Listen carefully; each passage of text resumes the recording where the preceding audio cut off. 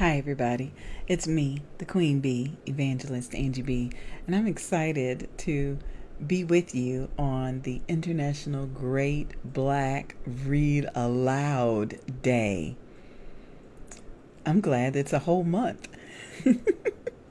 I'm on a high right now because I just got finished leading a virtual workshop with 8, 9, and 10-year-olds, encouraging them to write. And the writing workshop was for a school in Michigan. I'm in Daytona Beach, Florida. And during the writing workshop, I read something to them from my book entitled MAAA. And it was really touching. I told them a little bit about reading out loud. And so now that I'm finished with that workshop, I thought this would be a perfect time to share this with you. Now, I'm not trying to be self-servant. I don't want to just read you a book because I wrote it. This is Read Aloud Day. But on the schedule for what we're reading, we're talking about loss, grief, and transition. Loss, grief, and transition. And that's kind of what we talked about with the kids during the workshop. One young man talked about how he lost his grandmother during COVID. And so that was something that I encouraged him to write about.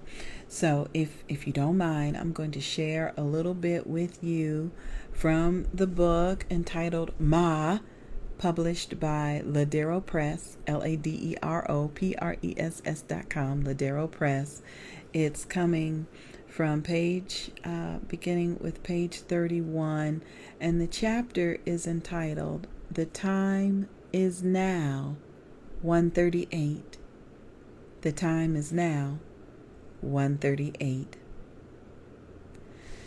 God has had me on a path lately to check on the widows in my life. He even led me to share this word recently with the attendees of a women's empowerment conference where I spoke. The Bible teaches us in 1 Timothy chapter 5, verse 3, to give proper recognition to those widows who are really in need. That's in the New International Version of the Bible.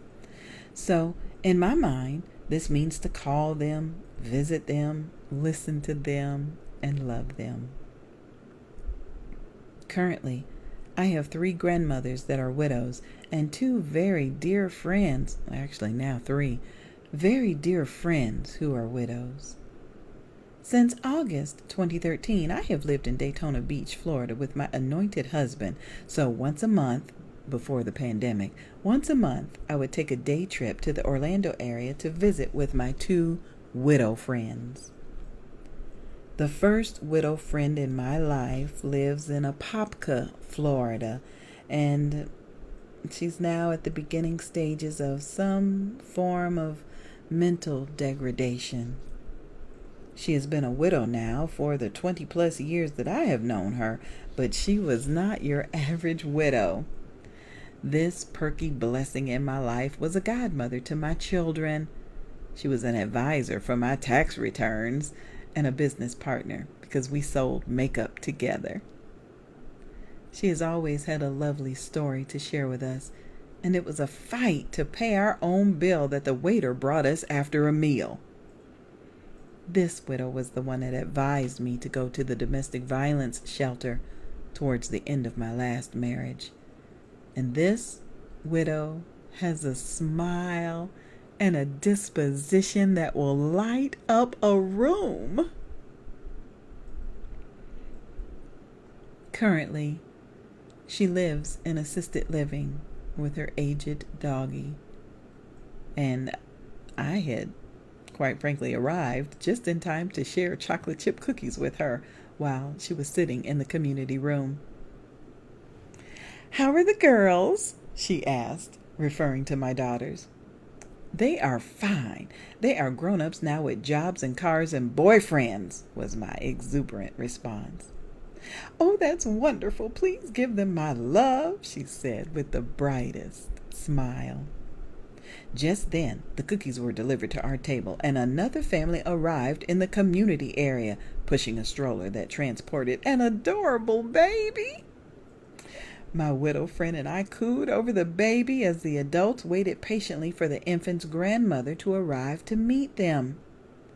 We talked about how quickly babies grow up and how we should cherish these days. We offered the family some of our cookies. The family complimented my dress. I thanked them, and I gave God praise for my garment. And then the widow's friend attention was back in my direction. "Oh, Angela, your dress is lovely, and your skin is just glowing," she said. "Thank you so much," I replied with a blush. "Sometimes you gotta let the sun kiss your face to get this kind of glow on your cheeks," I beamed. God is good, and I continued to give my thanks. "How are the girls?" she asked me again, which was now the third time she asked me this question since my arrival 20 minutes ago.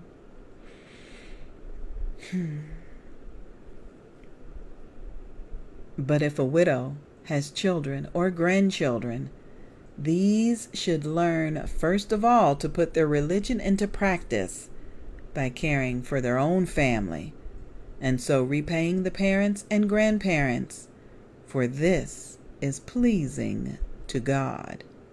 1 Timothy chapter 5, verse 4 in the New International Version of the Bible. My darling friend has no children. She is thrilled to chat about her nieces, nephews, cousins, and friends, but she has no children.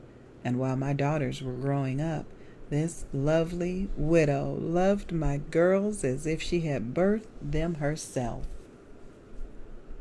"Now, Jasmine," she said, "let me tell you something," she lovingly advised my daughter when she graduated from high school. "Jasmine, when you get to college and those boys ask you out on a date, tell them no. Get a professor to take you out on a date. Professors usually have money to pay for the meal," she said. We all fell out laughing over her humor. And upon reflection, I think Jasmine has never even dated a classmate. She must have taken that advice to heart.